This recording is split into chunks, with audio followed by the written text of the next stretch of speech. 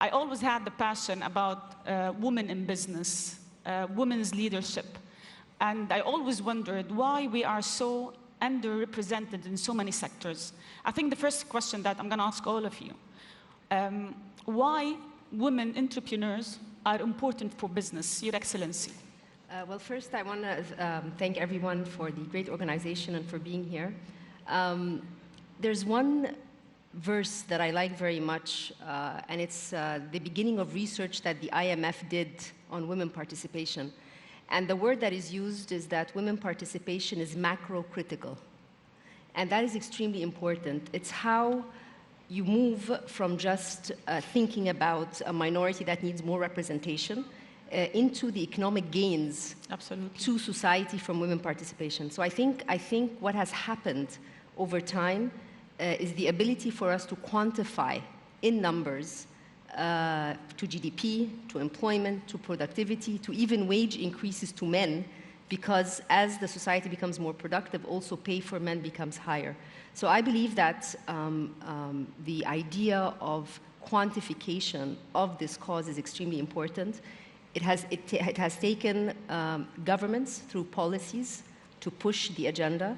It has taken international institutions through partnerships such as the Wi-Fi that we have here. Absolutely. And it takes the private sector as well. So this partnership between the public sector, the private sector, and international institutions is extremely important for us to realize the importance of, or to actually get the gains from women participation.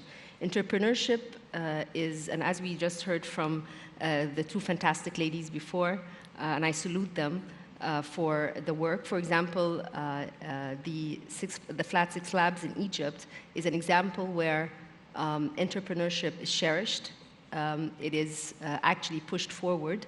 And the government itself, through different policies, realizing that entrepreneurship is important, is pushing in that policy framework. Rania, I'm going to go back to, I'm a big fan to start with. I know that you've been in Washington, D.C. for so long, and then you had to come back to Egypt, where you had to take some roles in the government and help. And you've helped a lot, empower women on so many levels. I want you to tell me two things. One, how do you help women in Egypt? And I want you to tell everyone about your 4 C's. I'm happy that you follow them. I think before I go into that, I just want to follow up on one very important point. Actually, women are the ones who pay back loans more than men. Mm-hmm. But that's a narrative that doesn't exist. Yes. And that's why we need to elevate the narrative. Forums such as this, workshops, highlighting success stories over and over and over, not feel that it's in your face sort of thing, but it's actually a responsibility. Because it's only by giving the correct stories, successful stories, there are sometimes failures, but the successes are more. And by pushing that, you actually open the doors for more women to come in. Absolutely. And therefore the gains for society, for economy, etc., become there. So for example, on the financing gap, women in the Middle East, when it comes to small and medium enterprises and entrepreneurship, they need a financing gap of around $16 billion. Wow. In Egypt, that financing gap is maybe $4 billion. Wow. But we have cash, right? We don't have a tight liquidity. But the issue is the financial inclusion. Mm-hmm. This idea of women having access, women having bank accounts, having the guts, if you will, having the encouragement and that's where policy comes in. So we have a central bank initiative for financial inclusion, including women, including programs for women that show that if they do participate, the outcome is big. And therefore, the idea of policy, partnership, and private sector all together, this is really what will push the message. But again, the narrative is extremely important, and it is not to be belittled. Coming back to your question about myself, I think that the best way to help women is to provide good role models and to show that you should not shy away from taking responsibility. I grew up being gender blind completely, so you just had to be good in your school, get educated well, do well in interviews, keep on pushing, And the 4 C's that you talk about are really the pillars of my own success, and I always talk about them. It's number 1, competence. You have to be competent at whatever you do.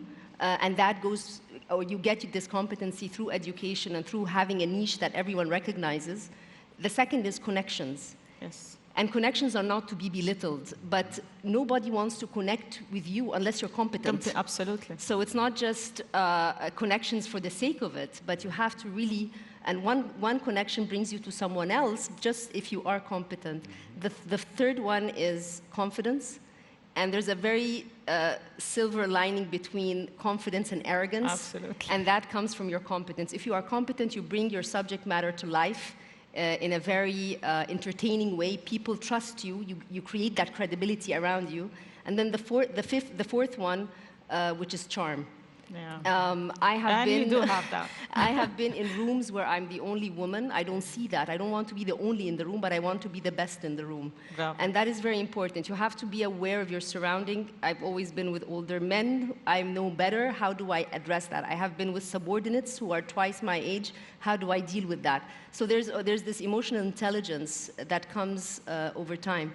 So I'm very happy that I'm able to be an example for other women. Through my policy work, when I was Minister of Tourism, we had initiatives to encourage women in the workforce. Today, as Minister of International Cooperation, I look forward to a lot of partnerships with the international community to, again, direct the narrative in a conducive way and to push the agenda forward. I would ask you about the message you would like to take from this discussion, or maybe you can tell us about some policies you have in mind and you think that will help, like being part of the government, empowering women. So first of all, Egypt in 2017 announced the Year of Women, and that was something new. The National Council of Women reports to the president. There's political will to do things related to regulation, political empowerment of women. Now we have more than 25% of the cabinet are women, 8 ministers. I was the first Minister of Tourism in Egypt's history, and that was a bet. It's not my field, but I got the highest revenues in Egypt's history in tourism, so that was good. There's economic empowerment that is also taking place. So when you take a look at some of the rules related to accessibility to banks, and fintech, trying to use that technology and empower women. And then there's the social element through better targeted messaging when it comes to the social norms and so forth. I think that for every woman in government, I'm a macroeconomist, so I believe in policy frameworks, and when you do things at the top, they do trickle down.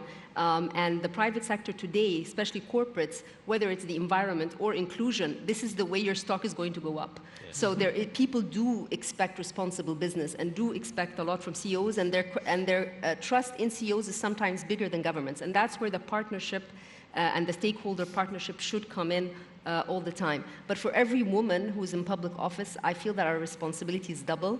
We have to do our own job for the portfolio that we hold, but we also have to do a good job to open the door for other women in this space. If we say that you need women on boards, you need women on panels, the only way to get there is if the women before them have done a good job so that people trust that they can continue doing a good job. Just one thing I will conclude with, our Financial Regulation Authority passed an amendment in December that every company has to have at least one board member that is a woman.